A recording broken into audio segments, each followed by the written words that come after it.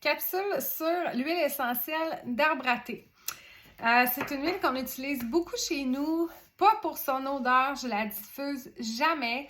Elle n'a pas une odeur que moi j'apprécie particulièrement. Par contre, c'est vraiment l'huile à laquelle je vais me référer en premier, aussitôt que moi ou quelqu'un de ma famille, on ressent qu'on va avoir un début d'infection. Donc, on le sait, avec les huiles essentielles, on va venir vraiment travailler en prévention si on est à l'écoute de notre corps, qu'on n'attend pas trop longtemps, comme on le ferait avant d'aller voir un médecin ou d'aller à l'hôpital. Bien, il y a vraiment possibilité, dans le fond, de venir soulager nos petites infections rapidement avant que ça vire mal finalement. Donc, l'huile d'arbre à thé, c'est une huile qui est antifongique, c'est une huile qui est anti-infectieuse. On peut l'utiliser de la tête aux pieds. Je vous donne quelques exemples que nous, on fait chez nous. Si quelqu'un, ou si moi, ça va être moi, on se met à avoir des pellicules, bien, je rajouterais une goutte d'arbre à thé dans mon shampoing quelques fois, puis ça va suffire pour vraiment venir m'aider avec ce problème-là. Et là, je vais faire ma descente de la tête aux pieds, comme ça, je vais essayer de rien oublier. Donc, après ça, des fois, on sent un petit peu qu'on a une infection qui débute au niveau des sinus. Donc là, je vais prendre l'huile d'arbre à thé. Pas nécessaire de diluer sur votre peau d'adulte si vous n'avez pas la peau sensible. Même sur les enfants, je dilue toujours, par contre, parce que c'est quand même assez fort. Puis pour eux, ils ont la peau plus fragile, donc c'est vraiment mieux de diluer. Donc, sinus, qu'est-ce que je vais faire? 2-3 gouttes dans mes mains. Je vais venir frotter mon front. Je vais venir frotter mes sinus. Et ça, ben, je vais le continuer tant que c'est pas carrément toute partie ma sensation là, d'être congestionnée là, à ce niveau-là. Ensuite, si je débute un petit mal d'oreille, ça c'est mon cas quand même assez régulièrement, donc je vais venir prendre une goutte ici. On met jamais l'huile essentielle dans nos yeux, dans notre nez ou dans nos oreilles. Donc, je vais prendre la goutte, je vais passer devant mon oreille, je vais passer derrière mon oreille, je peux descendre aussi au niveau de ma gorge parce qu'on sait que tout est relié. Donc, je vais y aller comme ça, je vais faire les deux côtés. Moi, souvent, une application, ça suffit, mais je suis vraiment à l'affût là, d'un petit mal qui commence. Donc, je vais le faire très rapidement avant que ça dégénère.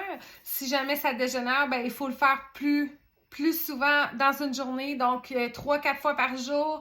Puis, on peut le faire aussi sur quelques jours là, pour vraiment s'assurer que tout petit début là, d'anomalité va être parti. Ensuite, mes enfants ont déjà fait des conjonctivites. Là, à ce moment-là, c'est très près des... Ben, c'est dans les yeux, hein, les conjonctivites. Donc, moi, je venais d'en mettre sous leurs pieds. Puis après ça, je n'en mettais un petit peu ici, dans leur front. Et puis, ça avait fonctionné. Feu sauvage, je l'utilise pour un feu sauvage. Quand il est au stade où ce qui fait seulement que picoter, là, qui n'est pas encore sorti, je vais venir tout de suite en appliquer sur ma lèvre. Généralement, ça va l'empêcher de sortir. J'ai aussi fait une petite recette que je mets sur ma pâte à dents avec menthe poivrée et citron que j'utilise quelques fois dans le fond dans le mois. Ma bouteille elle reste sur mon comptoir, donc on peut facilement l'utiliser un mois complet, puis après ça on peut prendre une pause. Mais pour blanchir les dents, ça fonctionne super bien, c'est vraiment étonnant.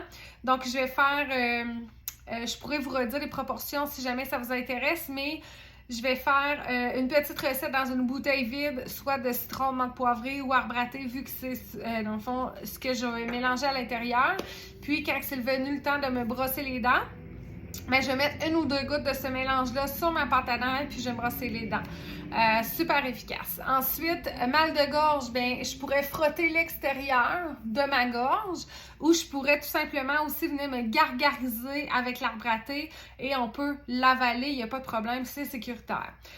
On peut l'utiliser, exemple qu'on est sur la route puis qu'on sent que notre déodorant est en train de nous abandonner. Ben, l'huile d'arbre à thé, vu que ça a des propriétés antifongiques, on peut se mettre quelques gouttes sur nos mains, dans le fond, et venir passer ça sur nos aisselles. Évidemment que si on veut s'aider, ben, de le faire tout de suite après la douche, ça serait une meilleure option que lorsque notre déodorant est déjà en train de nous lâcher. Mais je vous donne un exemple. Dans le fond, c'est que ça pourrait vraiment venir stopper l'effet. Acrocordon. Je suis quelqu'un qui fait des acrocordons. Généralement, ils vont pousser au niveau de mon cou. Donc, quand j'en sens un nouveau qui va sortir, dans le fond, ceux qui ne savent pas c'est quoi un acrocordon, c'est un petit bout de peau qui se met à dépasser de notre corps. Donc, j'en ai pas des très apparents, justement, parce que je les arrête, mais souvent, moi, je le sens, tu sais... exemple que je mets ma crème, puis là je fais comme il me pousse un nouveau acrocordon. Je vais venir mettre l'huile d'arbre à thé 1 à 2 fois par jour dessus jusqu'à temps que je sente qu'il a arrêté de pousser. Et si vous en avez même des vieux, vous pouvez le faire aussi. Ça va vous demander plusieurs jours, voire semaines, mais vous allez pouvoir le faire possiblement disparaître naturellement. Ensuite, dernière chose que je vais vous parler, parce que pour l'arbre à thé, vous le voyez, là, on pourrait aussi se faire des produits ménagers, toutes sortes de trucs qu'on peut faire avec ça, mais moi, je l'utilise vraiment sur mon corps, dans le fond, sur notre corps, aussitôt qu'on voit qu'on a une petite affaire là, qu'on veut régler. Donc, dernière chose que je vais vous parler, c'est que c'est possible de... Et là, encore là, il faut être patient, mais même avec les médicaments ou ce qu'ils nous donnent en pharmacie pour ce problème-là, il faut être patient, mais avec l'arbre à thé, on peut s'aider avec les problèmes au niveau des mycoses de l'ongle. Donc, quelques huiles qui sont antifongiques comme ça, c'est bon d'alterner. L'arbre à thé en est une. Donc, comment est-ce qu'on fait? C'est qu'on va venir se limer l'ongle. Donc, moi, je vous conseillerais de vous acheter des limes à ongles comme en carton, là, très peu dispendieuses, que vous allez venir couper en petits bouts. On lime notre ongle à chaque jour et puis on va venir mettre de l'arbre à thé dessus, donc ça le rend poreux. On met 1 ou 2 gouttes d'arbre à thé, on peut se faire un mélange aussi, il n'y a pas de problème à ce niveau-là. Et puis, si on est patient et qu'on est assidu, on va pouvoir s'aider avec ce problème-là aussi.